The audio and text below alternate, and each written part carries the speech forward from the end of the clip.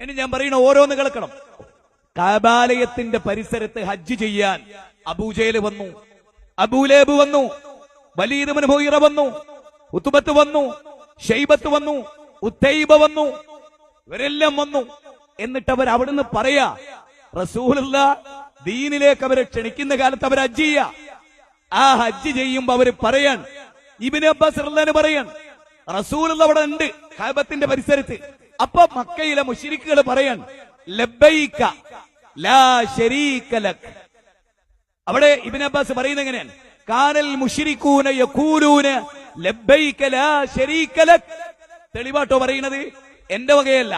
Ibn Abbas പറയാൻ, കാനൽ മുശ്രികൂന, മുശ്രിക്കുകൾ, മുസ്ലിങ്ങളല്ല, മുശ്രിക്കുകൾ ലബ്ബൈക, അല്ലാഹ് നിന്റെ വിളിക്കുത്തരം നൽകി ഞങ്ങൾ ഇതാ വന്നിരിക്കുന്നു.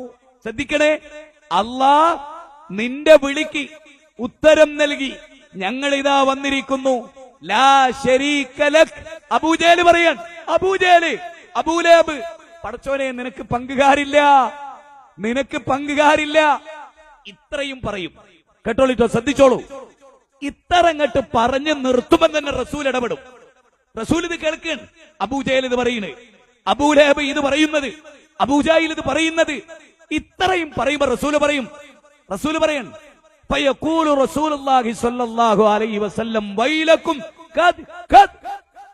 സഹീഹ് മുസ്ലിമിലുള്ളതാണ്, എന്റെ വകയല്ല, ഇങ്ങനെ ഒരു പരാമർശമല്ലാന്ന് ഏതെങ്കിലും ഒരു ഉസ്താദ് പറയട്ടെ ദുനിയാവില്, ഏതെങ്കിലും ഒരു ഉസ്താദ്.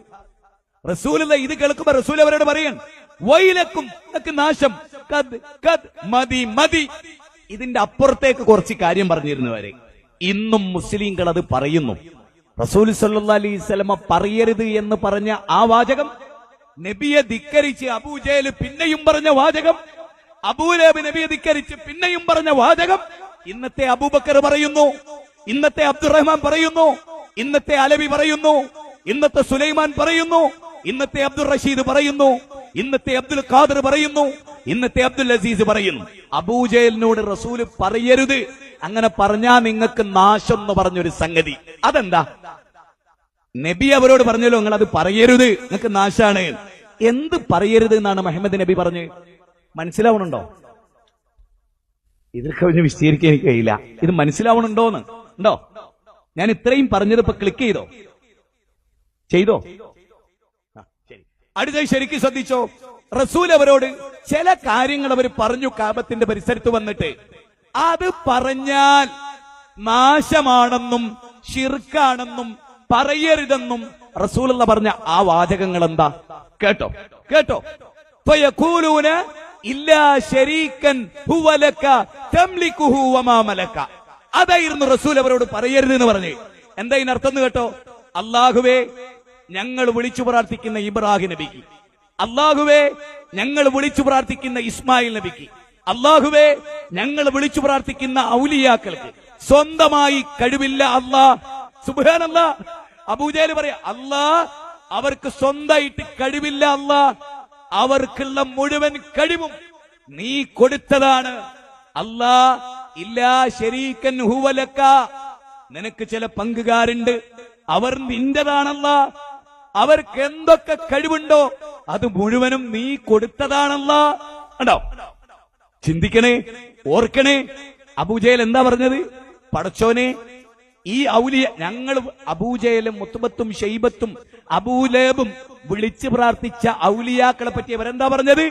അല്ലാ അവർക്ക് സ്വന്തമായിട്ട് കഴിവില്ല, നീ കൊടുത്തതാണല്ലാ. അല്ലാ നീ കൊടുത്തതാണ്. പടച്ചോനെ, നീ കൊടുക്കാത്ത ഒരു കഴിവ് അവർക്കില്ല. അവരെന്തൊക്കെ ഉടമപ്പെടുത്തിയോ അത് മുഴുവനും നീ കൊടുത്തതാ. ആ കൊടുത്ത കഴിവെന്നാ ഞങ്ങൾ ചോദിക്കുന്നത് എന്നത് പറയരുത്, നാശമാണ് എന്ന് റസൂൽ അവരോട് പറയാ. മനസ്സിലായോ? അത് മനസ്സിലായപ്പോ ഇത് ക്ലിയർ ആയോ പിക്ചർ? ഇനി പറയൂ, ഇങ്ങനെ പറയുന്ന മുസ്ലിങ്ങളുണ്ടോ കേരളത്തില്?